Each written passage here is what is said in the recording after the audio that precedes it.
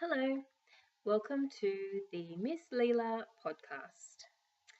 Uh, well, it's very exciting, but I'm also very nervous to be sitting here filming this little podcast for you. Um, Gosh, where to start? I feel like I have rehearsed this podcast in my head whilst trying to get to sleep at night for like the past couple of weeks. And I finally had a bit of time today to sit down and actually give it a go. I'm filming this on my laptop camera, so I apologise now for the quality, and I hope you can hear and see me okay. I hope the lighting's alright. I feel like my face is a bit washed out with light, but we'll see how we go. I'm sitting here in my studio.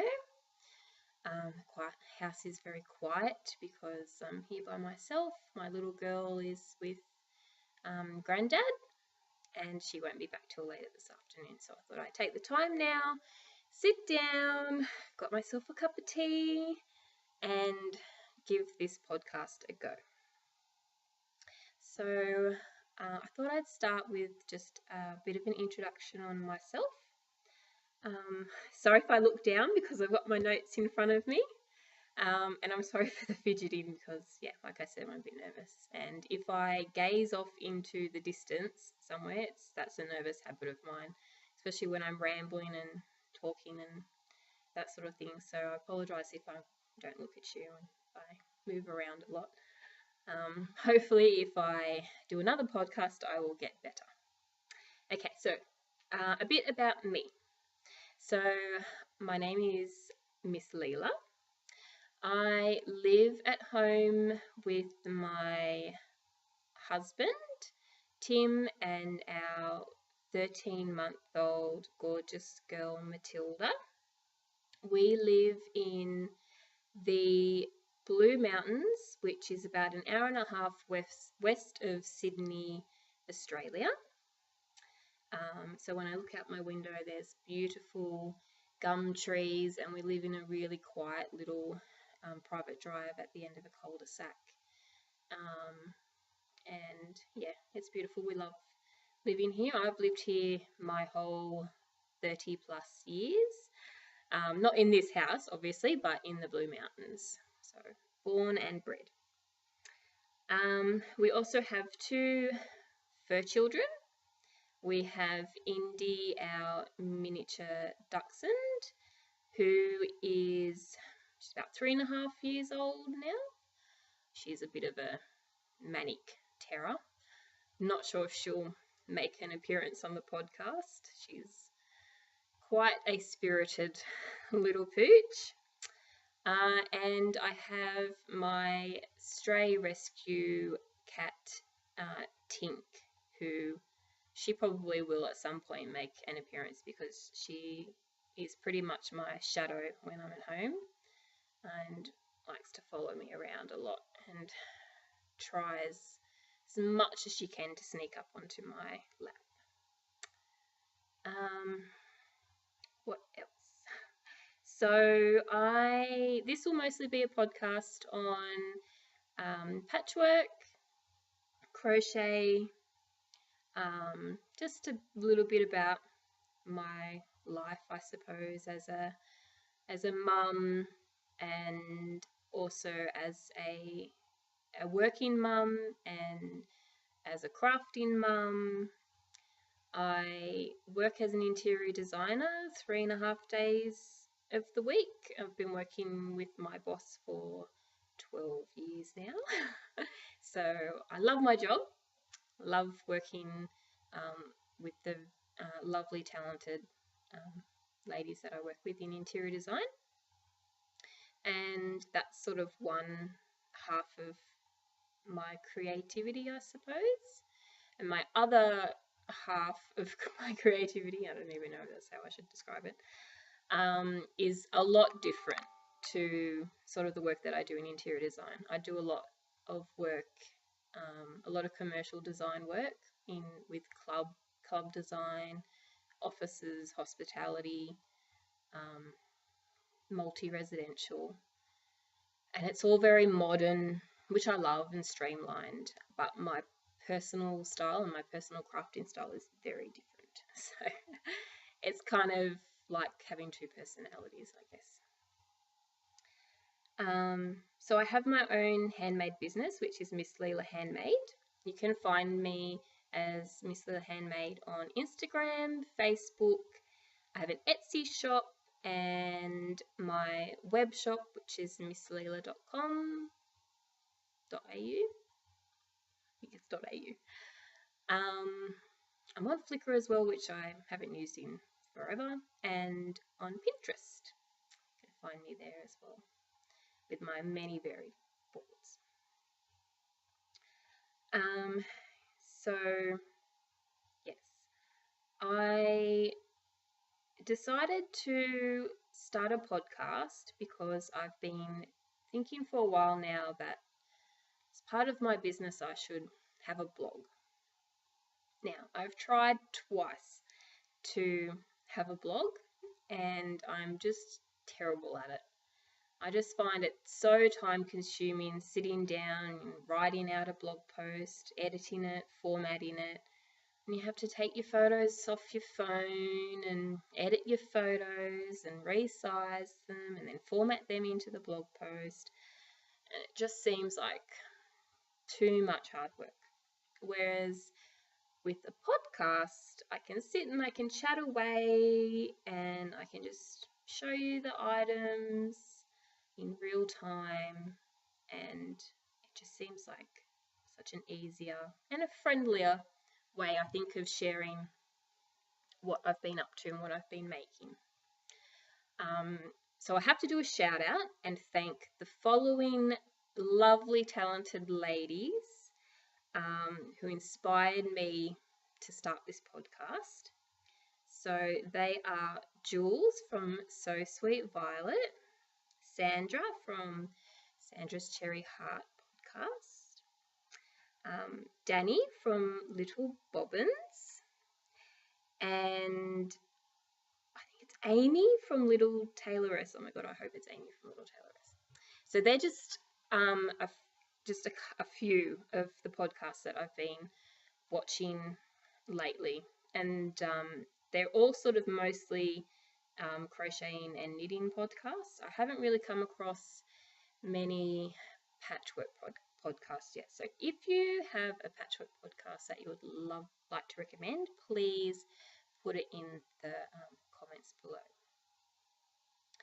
So yeah, shout out to those four lovely ladies, because if it wasn't for them, I wouldn't have the balls to sit here and give this a go. Okay, so on to works in progress. So what you need to know about me is I start many projects, and the nature of the type of patchwork I do, the projects that I make are quite long and time consuming. So I start lots of projects and I work on them and I get really involved in them for a little while, and then I suppose I get bored and I want to start something else, and that's what I do. So with my patchwork, I mostly do English paper piecing. I love English paper piecing. Mostly I love its portability. I love that I don't have to sit at the sewing machine piecing blocks together. I do make patchwork quilts. I make a lot of mostly cot quilts because I only have a domestic machine and I just find it too hard trying to run big quilts through it. So I make a lot of cot quilts for friends and relatives, and also to sell in my shop and at markets. But my first love with patchwork is definitely English paper piecing. And I, in particular, do miniature patchwork. So I work in a lot of small sizes. 1/4-inch hexagons are probably my all-time favourite. In my shop, I actually sell my own range of paper piecing packets. I didn't bring any to show you today, there in the shelf behind me. But I'll show you, I'll go through my range of papers in another podcast if I do one. So I started doing patchwork when I was about 19 years old, maybe. I tried numerous different crafts when I was a child and a teenager. Quilling, paper craft, embroidery, cross stitch. And it wasn't until I discovered really English paper piecing and patchwork that I started to get into it. My mum had started doing it, and I went to a local quilt show with her one day, and hanging over a chair was an unfinished scrappy hexagon quilt, and there was just something about it. I don't know if it was the fabrics that were in it or it was the design of it, but something just called to me. And I said to Mum, wow, what is this? You know, how are all these sewn together? And Mum was like, oh, well, this is this technique, English paper piecing, and it's all hand sewn together. And I was like, wow. And I, not long after that, bought a packet of 1-inch hexagons, and I started to collect mostly, when I started to buy fabric, I started buying the sort of 1930s reproduction fabrics and some vintagey style sort of fabrics. And I was on my way. So I started cutting out hexagons, and when I first started, that was when I used to tack all the way through the fabric and the little paper cardboard hexagons. And I started to do my first paper piecing quilt, which is a 1-inch scrappy hexagon. So I'll show that one first. So I have literally been working on this since I was about 19, or I think I was about 19 or 20. So it is a long-term project because, of course, I wanted it to be queen size. But for me, when you have a quilt on a queen size bed, you really need to make it king size so that it hangs over the two sides and the end. So this is one of those projects where I just pick it up. It's a bit of a comfort sew for me when I'm, you know, feeling a bit down or I want to cozy up under something. I really can't work on it in summer because it's quite large now, but it's just too hot to sit under. So I'm just going to push my chair back a bit. So this is my scrappy hexagon blanket. So I'll just try and open it up. I can still pick out the first flower I made, believe it or not. I'll see if I can find it. Hopefully I remember after saying that. Oh, it's here somewhere. It's in the middle somewhere because I started going around and around. So it is, trying to see on the camera where it is. It is, I'm pretty sure it's like here. This section here was where I started. I can tell because there's some of these fabrics I've had for ages, so it's definitely, I think it was like this one maybe, with the green as the middle. Anyway, or it's this, okay. Can't remember the exact flower, but it's this patch in the centre here was the first. So where I started with this quilt. So it's quite large. It's not like if I lay it out on a queen bed, it sort of covers the top of the mattress. So I still have a fair ways to go to get it to the size that I want. But as I said, it's a very, you know, long-term project. And I'll finish it one day, but it's not one of those things that I'm rushing to get. It doesn't bother me. I've got my container of, the light's really bad on that, container of hexagons, and every now and then I'll just, when the urge strikes me, I'll just sit down and I'll cover a whole batch of new hexagons from scraps. So it's a nice way to remember fabrics, I think, fabrics from other quilts that you make and that sort of thing. So that's one of my long-term works in progress. I might just get over the back of the table. Okay. So I'm just going to have a sip of my tea. My throat's a bit dry. I notice that all podcasters like to drink a cup of tea. So that's like we're having a chat over cuppa.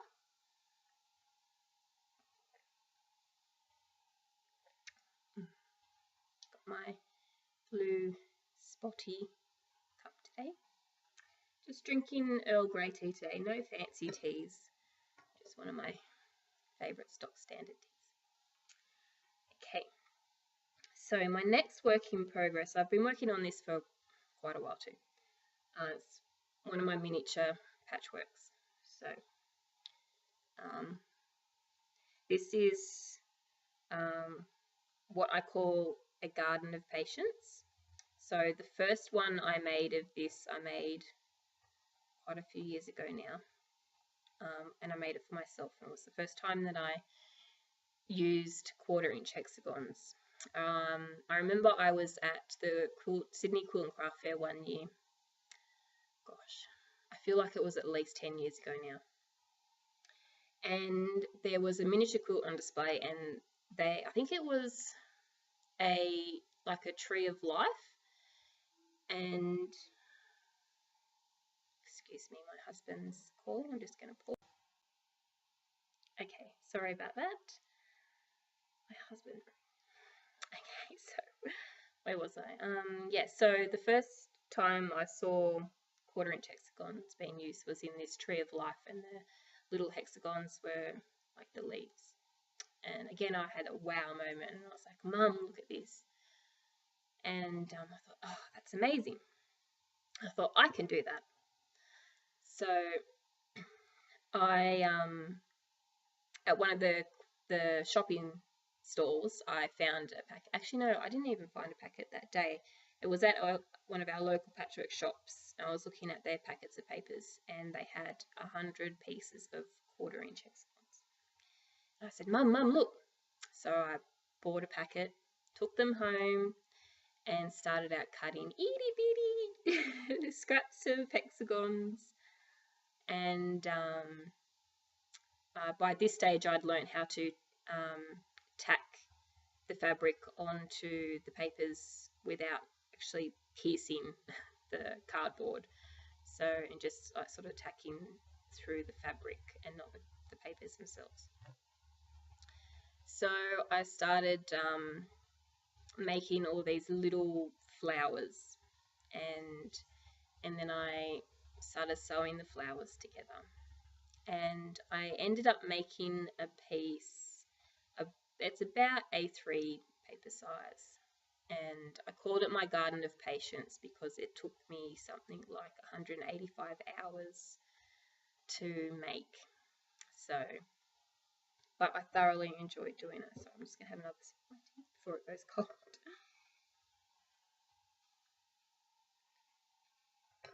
So once I had that finished, I had it on display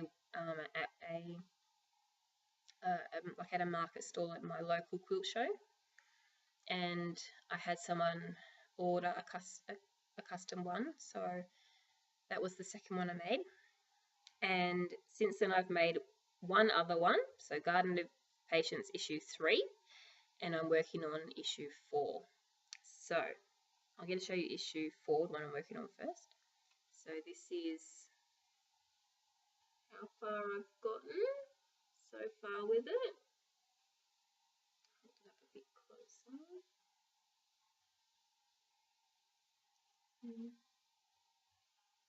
So the colour palette for this one is really quite sort of muted and rich sort of tones. Sorry, the light is a bit not so great. So I can block the light.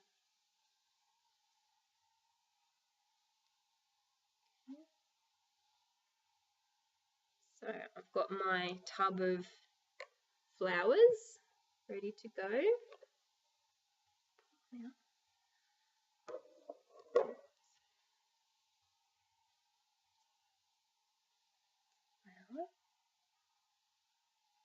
It's the back.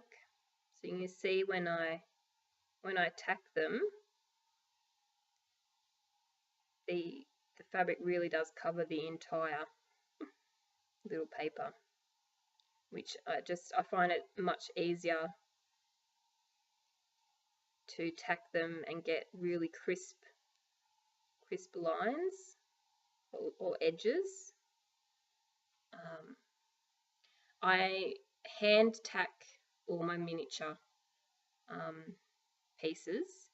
Anything larger, sort of around the 3/4 inch to inch and above, I use the glue stick to tack for that. But with the little tiny papers, it's just too messy to use the glue. You just get it everywhere. You get it all over the fabric, all over the paper, all over your fingers. So I still hand tack all of my miniature papers. So I'll show you the one that I've finished, and that's ready to be framed. So this is Garden of Patience issue 3. So this one I did in more pastel tones, which is sort of more my colour palette that I like. There we go, that's better, the light's a bit better. Disappear for a minute. It's quite pretty.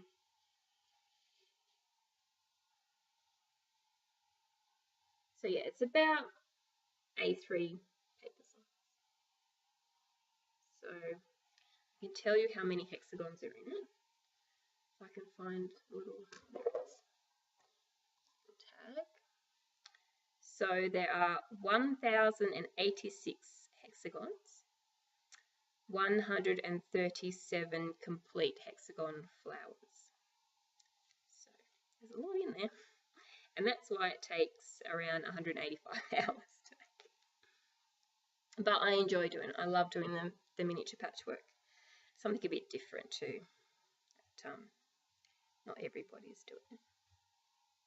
So I just have another spoon.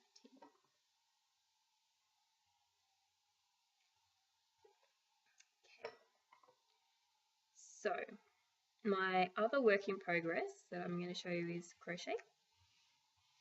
I actually kind of specifically started this so that I would have a new work in progress to show you and not one that I've been working on for years. And of course I cannot remember the pattern at all. I'll put it in the notes below the video. But it's a scarf. It's a crochet scarf. So I haven't gotten too far because I've had to stop working on it and try and get some items made for my market stall. And I'm not really sure if the colour of this is going to be great. I'm going to have to really work on the lighting because it's not really showing up properly, but it's sort of like greyish colours and a like really soft pink in it. Maybe if I show you the ball. It is Patterns Cosmos 12 ply, and the colour is just a number 4547. But it's really pretty, sort of pale grey, and yeah, the colour's not really showing on the screen. Really gonna have to work on the lighting. And that blows it out too much. And it's got little silvery glistening bits through it, which I think that's probably the only thing you can see. It is, tell me what it is. It's 40% wool, 50% acrylic, and 3% polyester. It's very soft and squishy. It doesn't feel too scratchy. I can't really handle wool because it's just too scratchy against your neck. I've got a scarf that I made and it's a little bit too scratchy, and every time I wear it I end up getting a little patch of red from itching. So yeah, so I can't show you the pattern or tell you what the pattern is because it's on my iPad and that's upstairs. So next time I'll be sure to do that, but it's a like an all-in-one infinity scarf, is that what they call? I think they call them infinity scarves. So there's a bit of this is just like double crochets, half trebles, and then it goes into a bit of a lace kind of pattern, and then it comes back into the trebles. So yeah, that's my scarf. I'm actually making something for myself for a change. A lot of what I've been making lately has been for my shop, Miss Leela Handmade, and for my market stall. So most of my finished items, which I've got a couple of things to show you, but they're items that I will be selling. And I don't want to show too much of items that I'm selling because I don't want this podcast to be just a promo advertisement for what's in my shop. But I will fill you in on, I will have a section of the podcast which will be shop updates and market stall updates when I'm doing a market.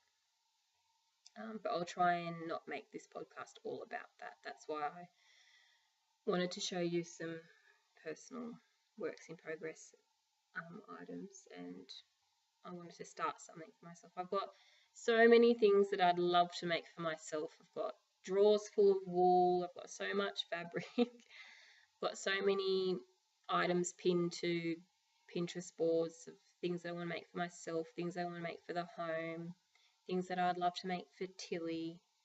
And lately I've just mostly been making to sell. So I wanted to sort of slow down with that and get through the next 2 markets that I've got, and then start making a bit more for personal use and not just for selling. So I'm just going to have some more tea.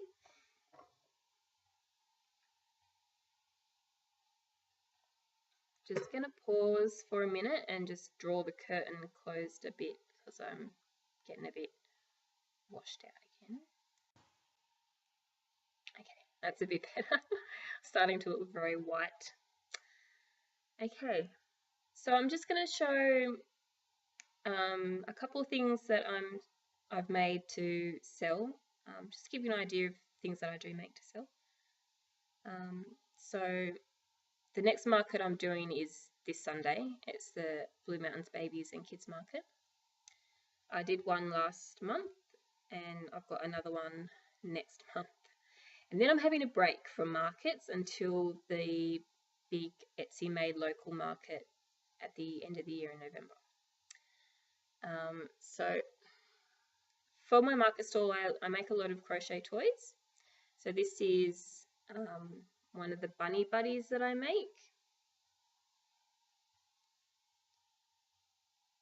So she's very cute. She's got a little tail.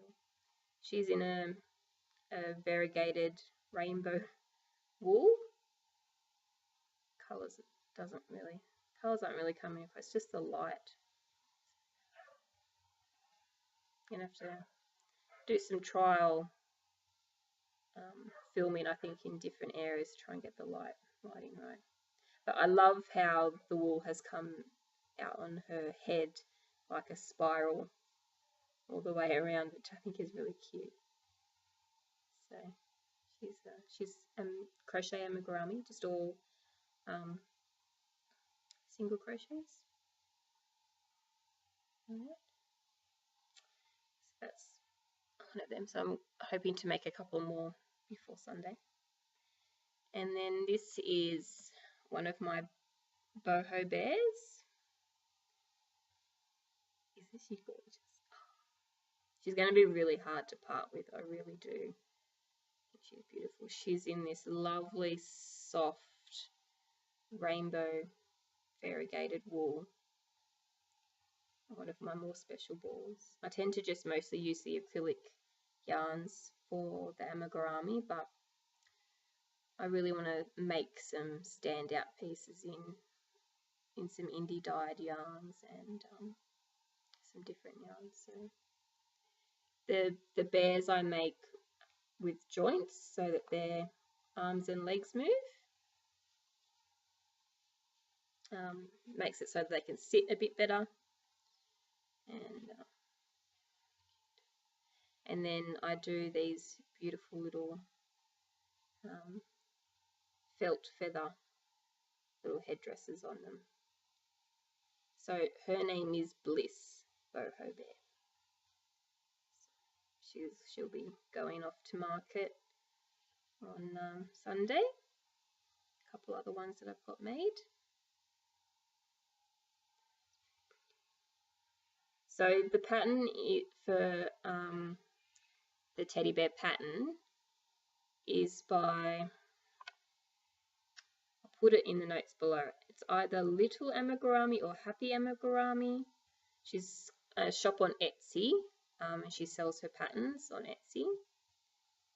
And the rabbit pattern is so terrible. I should have written these down.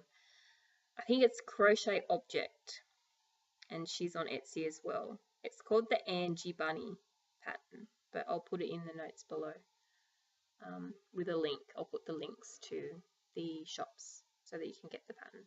So I'm not talented enough to write my own patterns yet with crochet.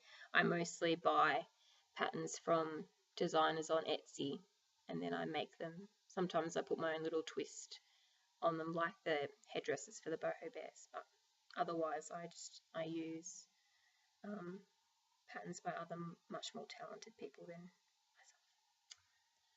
myself. So they're two of the little crochet toys that I have, and the other thing that I have to sell at the markets at the moment are my hexie hearts.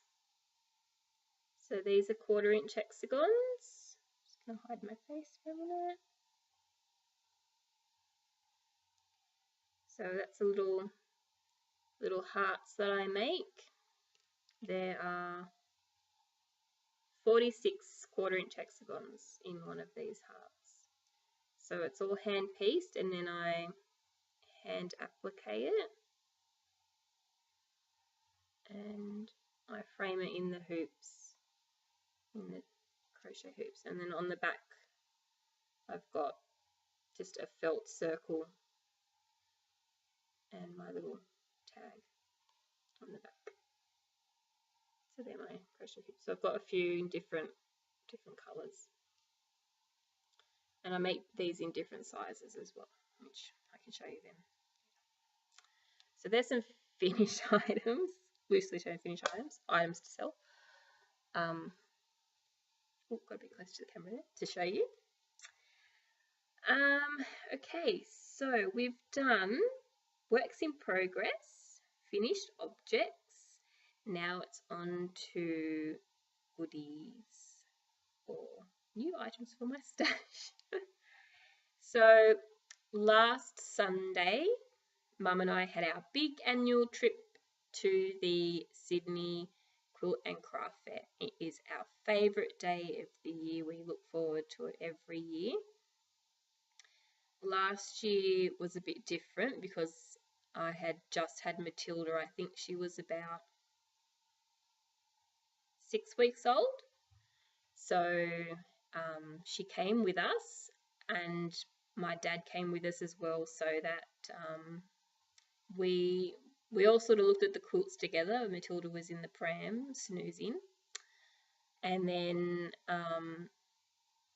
Dad would sort of just take Matilda and go and sit in the cafe kind of area while Mum and I looked at the shops. And then when I needed to feed Tilly, he would just call me, and I would just duck down and have a cuppa and feed Matilda. And it was a long day. She did very well until the drive home, because we went on the Friday, and I just did not think when we left, it meant that we got stuck in all the Friday going home, work, traffic, and Tilly was not happy. Once we got onto the freeway and we were moving, she nodded off and fell asleep. But it was pretty much like 40 minutes of just crying and screaming. So the day didn't end so well, but up until that point, she was really good. But this year, Matilda stayed at home with Dad, and Mum and I just went by ourselves. So whenever we go, we always look at the quilts first and get all inspired. I might make a separate little video and show my pick of the best quilts, or my favourite quilts really from the show. I'll do like a little slideshow which I'll post separately. There was a lot of paper piece quilts, actually, a lot of hexagon quilts.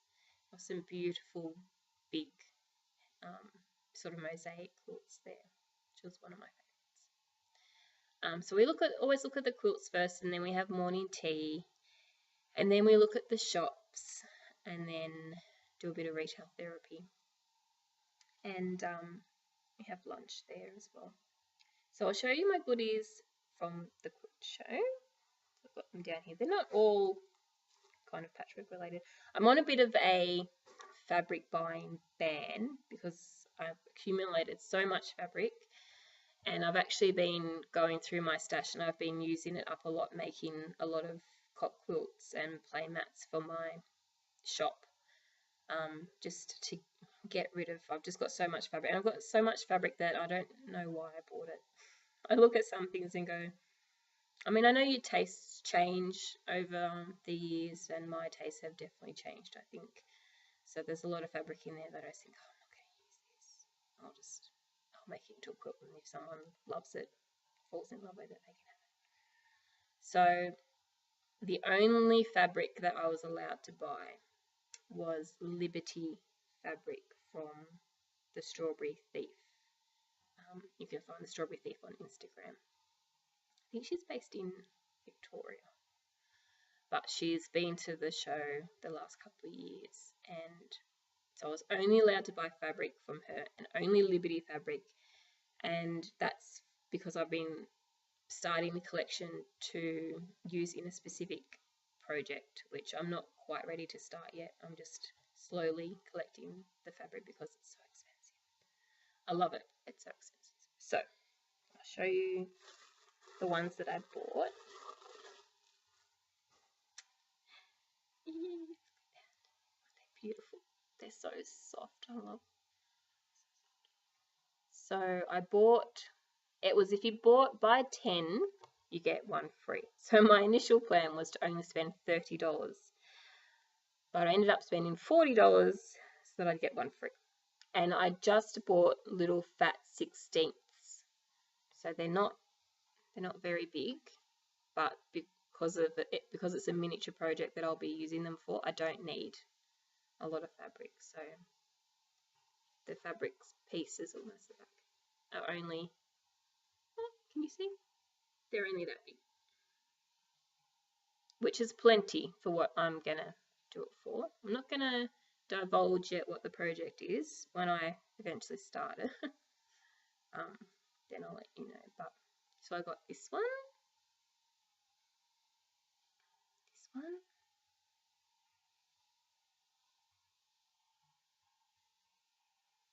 and I was going to take a photo of the ones that I already had before I went to the show, but I forgot, and I haven't checked yet. I'm hoping I haven't bought one that I've already got. I'm pretty sure I haven't, hopefully. Although one of them, looking at it now, I'm thinking, this one.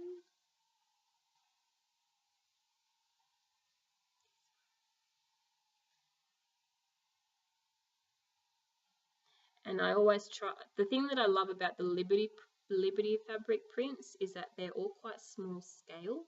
I try and only buy the small scale ones and not the large scale because I'm doing miniature work. I find that a lot with fabric that I buy lately. I buy a lot of miniature small scale prints because of the nature of what I do. This is the one that I think I may already have.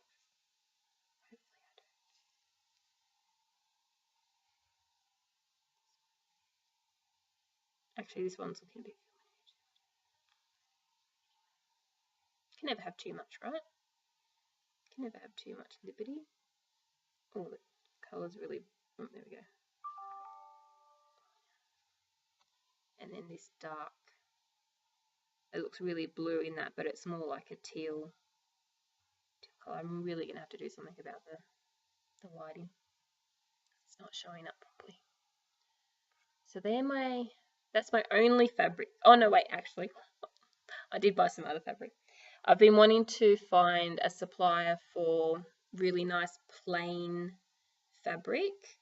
And there was a lady there and she had some just plain ones. So I bought just two just to keep as a sort of reference, and then I'm going to have a look at maybe purchasing larger quantities later if I can't find another supply. But it's from the Natural Loom. The Natural Loom, she's got a website. So this colour's not really showing a lot brighter than what it is. It's an aqua colour, but it's not as excuse me, bright as that. And this is like a peach. Sorry, like a peachy colour. Just gonna have some more tea.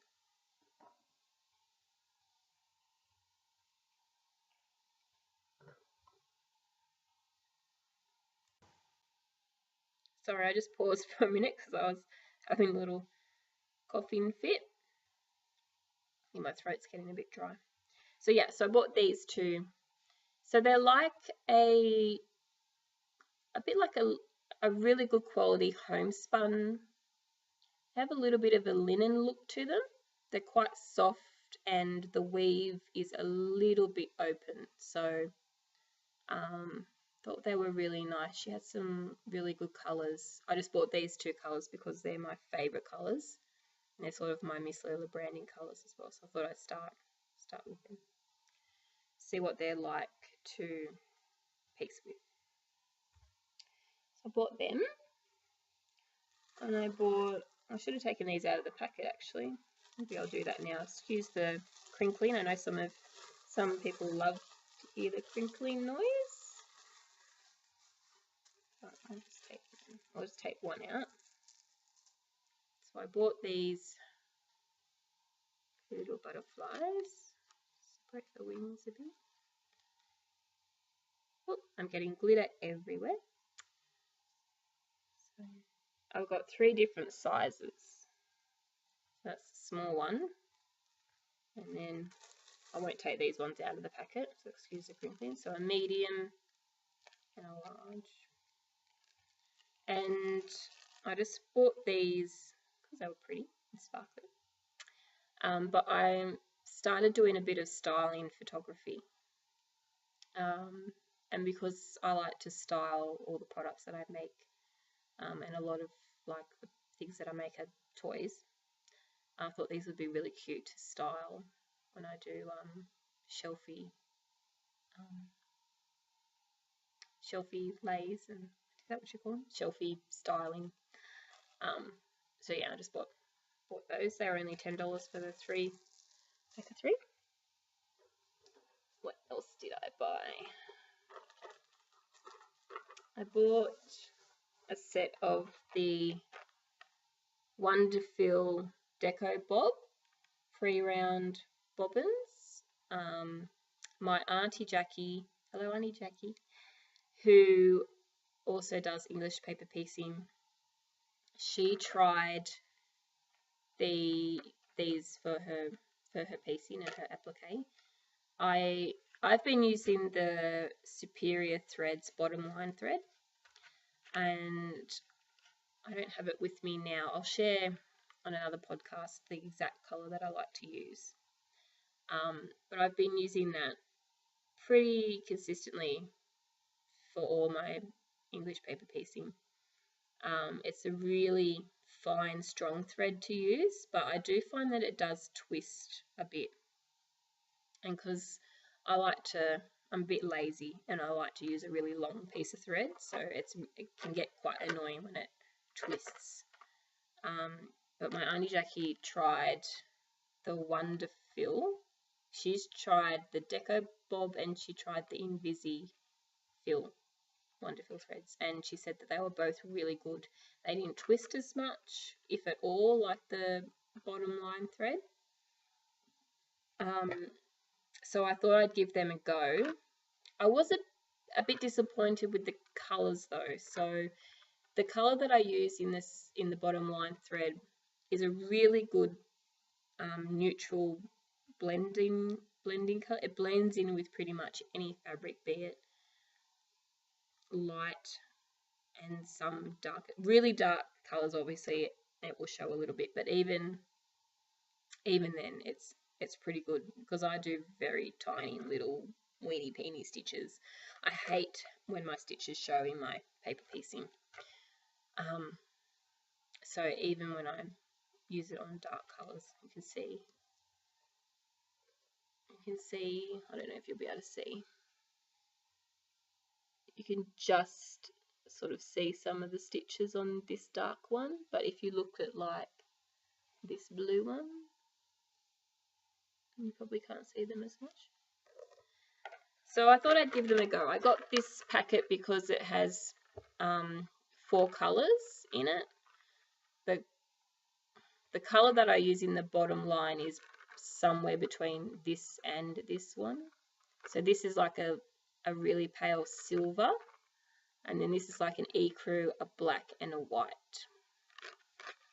So I thought I'd just get the little bobbin set and see how the different colours work up, which one is going to be the best blend-in one to use with the most like variety of tonal fabric colours and that sort of thing. So we'll see how that goes, but I'll give you a review when I start using it. So sorry, I'm just going to get my bag. So the last 2 things that I bought, I saw on the Cutting Cloth Instagram feed this pattern,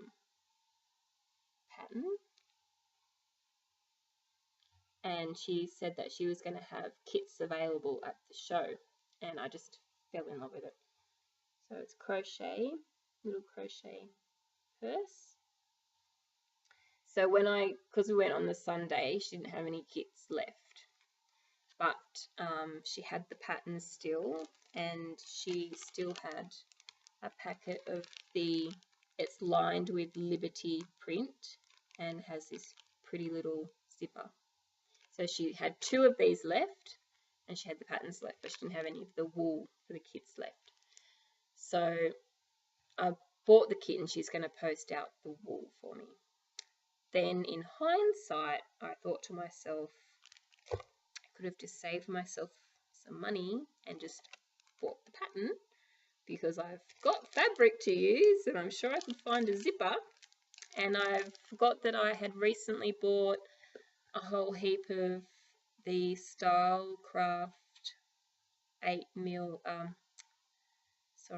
8-ply cotton yarn, and I've got quite a bit left, so I could have saved myself a bit of money and just bought the $8.50 pattern, but instead got the kit, which includes yarn, and paid significantly more money for it.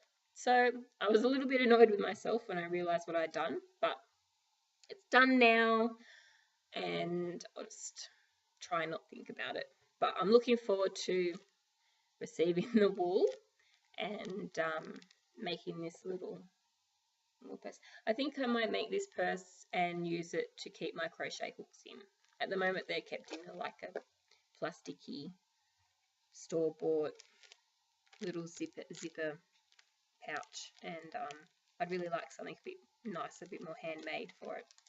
So that's what I got that for. And the last thing I bought from the quilt show was a book. I tend to always buy a book when I go to the quilt show, and I bought this one. So it's the Modern Natural Dyer by Christine Beja. Hope I'm pronouncing that right. So I've had my eye on this book for a little while, dyeing fabric is something that I really want to try. I've been wanting to try for ages.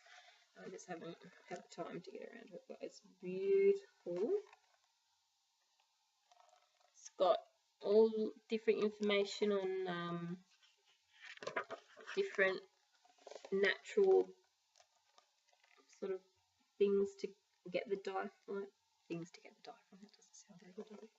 Anyway, natural sources for dye, and it takes you through how to dye different things, and then it has like projects to make as well from like the dye, the fabric that you've dyed or the yarn that you've dyed. So I'd really like to give here's one using tea bags. So yeah, I'd really love to give fabric dyeing and printing a go, and potentially wool dyeing, because I've started following a lot of indie wool dyes and it just looks like so much fun, and you can get so many beautiful yarns now. I'd love to be able to dye fabric and make it look like some of the beautiful hand-dyed yarns that I've been seeing. So it's going to take a bit of experimenting, I think. But so yeah, I'm looking forward to reading through that book and actually putting it into a bit of project. I have another book on fabric dyeing as well. It's over in my bookshelf, over there somewhere. I'll show that another time. So after the quilt show, I had seen on Facebook that there was another little crafty show on, and it was only about 20 minutes from the quilt show. And so I saw this on Facebook, and I tagged my mum's not on Facebook, but my dad's on Facebook, so I tagged my dad and I said, show this to mum. And so we decided that as long as we were, if we were done in time, we'd definitely try and check out this other little show. So this was the show. So, sorry, I'm going to have to do this because when I look on the screen, it's all back to front. I can't read back to front. So it was the 70th anniversary exhibition of the Hand Weavers and Spinners Guild of New South Wales. So, I mean, automatically I just went, oh, wow, yarn.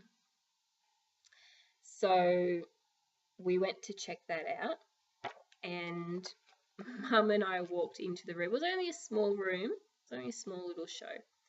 We walked in and we just went, wow, look at all the goodies in here.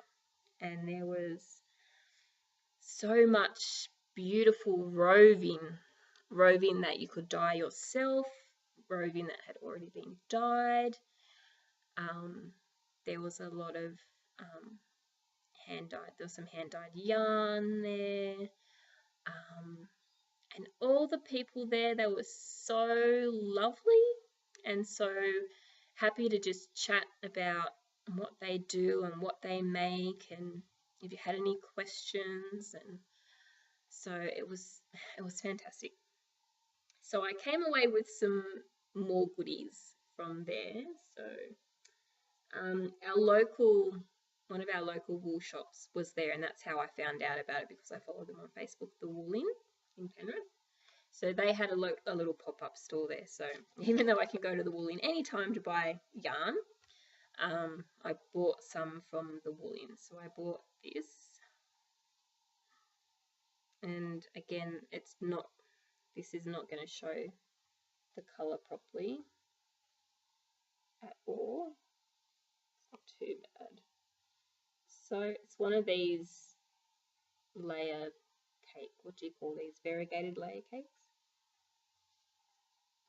So it's got these beautiful pale aqua, like baby blue, and then it goes to sort of like this, how to describe this, tanny kind of peachy colour into this mauve. So it is a Katia Spring Rainbow, and it's so soft. It's so soft. It is, I believe, so it's 50% cotton and 50% acrylic. And it's so soft. It's quite a strange ply too, because I can pull one of them up. So you can see that, does it say what ply it is? I'm still learning how to read wool labels. It doesn't, I can't actually see anywhere where it says what ply it is. It says to use USA 6 to 8, but then it also has 4 to 5. You yarny experts will be able to tell me hopefully what it is. But this is the ply. The ply is actually made up of 4 thinner strands, and they're not like, oh, not even showing you because the camera's up here. I don't know if you can even see that. So it's made up of sort of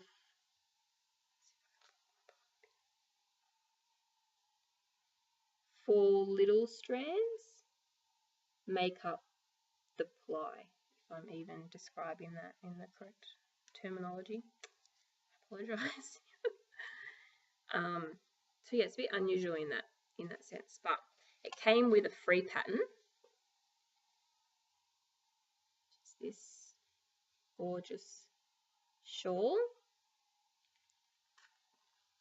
So you could pick either a crochet pattern or a knitted pattern, and this is the crochet pattern. And this is crocheted up in the ball that I bought. So it's just beautiful. So my mum bought one as well. Her colorway is purples to light greens, and she got the same pattern. So I said to her, we have to hook them on at the same time. We have to do them at the same time. So we'll work out when we're going to start that. And because it's a chart as well,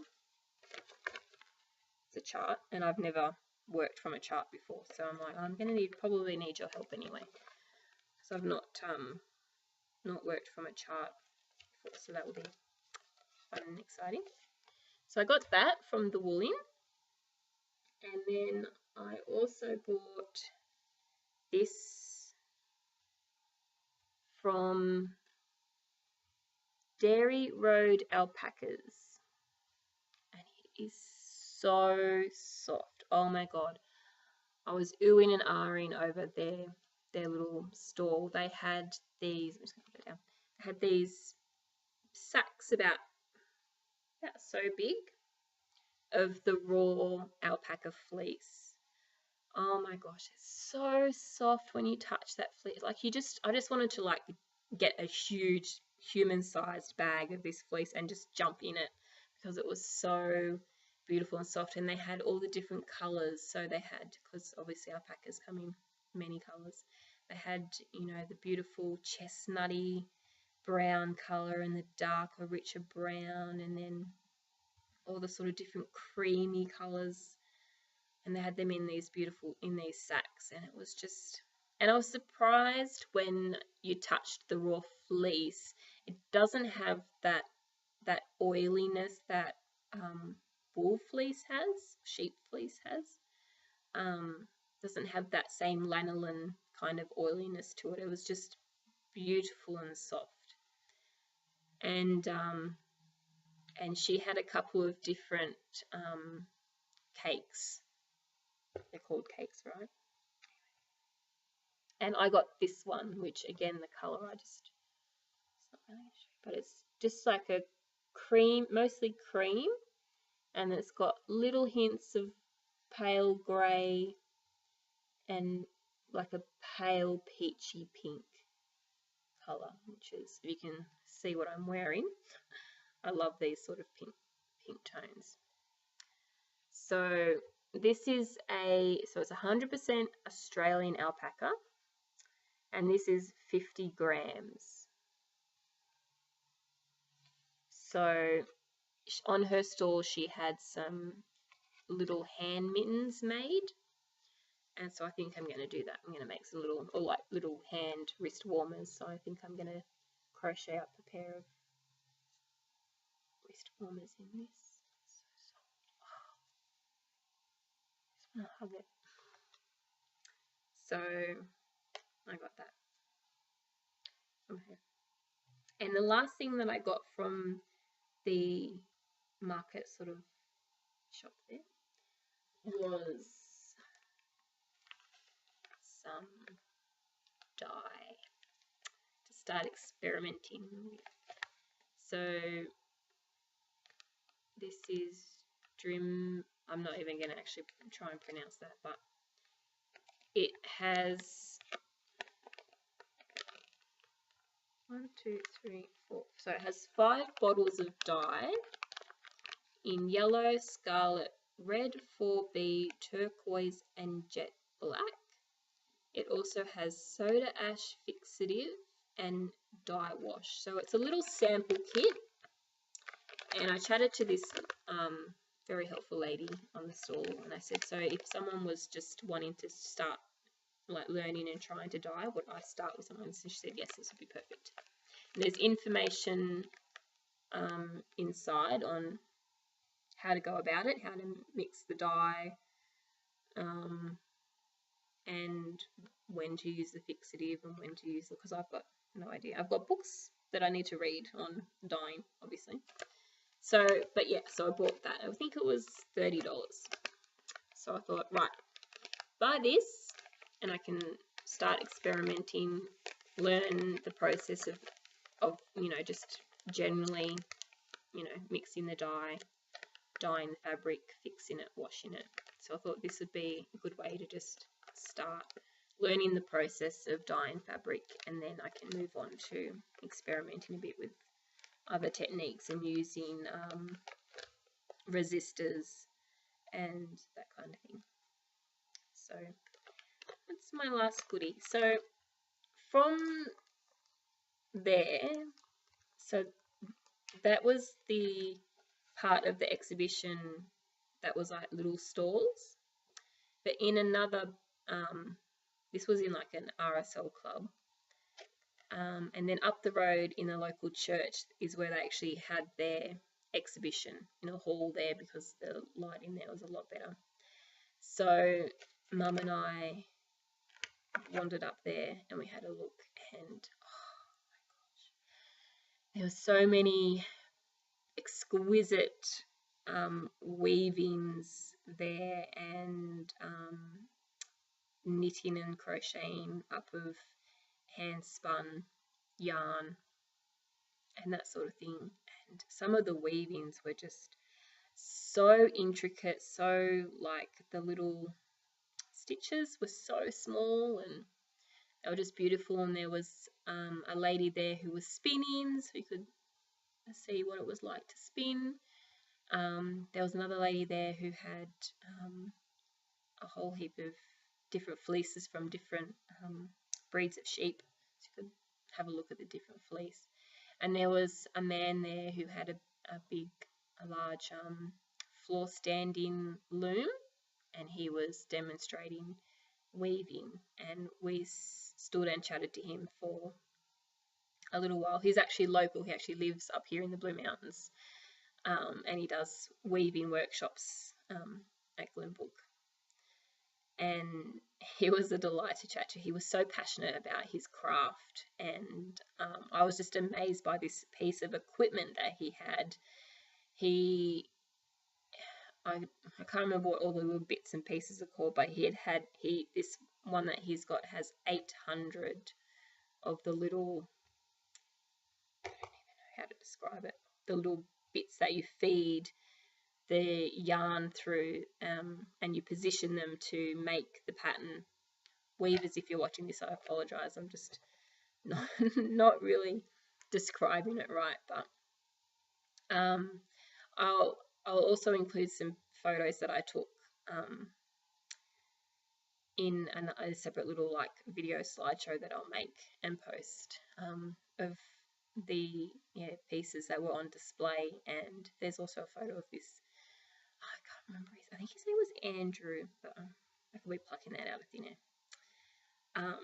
So yeah, so it was super fun, and a great way to end our day was, and I'm so glad that I saw this advertised. And Anita from the Woolin was telling us about the Fibre Festival that's held in Singleton in October. So we're going to have to plan a road trip to Singleton. It's probably going to be about a 2 to 3 hour drive, I think, from here to Singleton. So it's in the country, out in sort of a little bit central west in New South Wales, Singleton. So I think anyway. So yeah, that was a really fun day. We had a great time, and we left feeling very, very inspired. Excuse me, very inspired. And yeah, so that pretty much brings this first podcast to a close. I feel like I've done okay. I definitely need to work on the lighting. I think I'll have to do a couple of trials and move my laptop to different areas of. I'm in my studio at the moment, which is quite large, but I might have to have a look at maybe filming in another room where the lighting is a bit better. And I don't know, it could be as I said, I'm filming this on my laptop camera, so it could be the camera that's creating the problems with color and light. In general, it looks okay, but when I'm holding up things, I think it's mostly a lighting issue. So I'll work on that for the next one. So thank you very much for watching this podcast. If you like it, please give me the thumbs up and hit the little subscribe button. I think I will make another podcast. I have actually had a good time doing this. I think I've sort of settled in and I got over my nerves a little bit. I have to drink more though because my throat's a bit sore now. But yes, alright. Well, I'm not sure when I'll get a chance to make another episode. It takes me a while to finish things, but I'm hoping that by having this podcast, it'll actually force me to finish projects so that I have things to show you. So hopefully that this will be good for me. I'm sorry, I'm a bit itchy too. All right, thank you, and see you next time.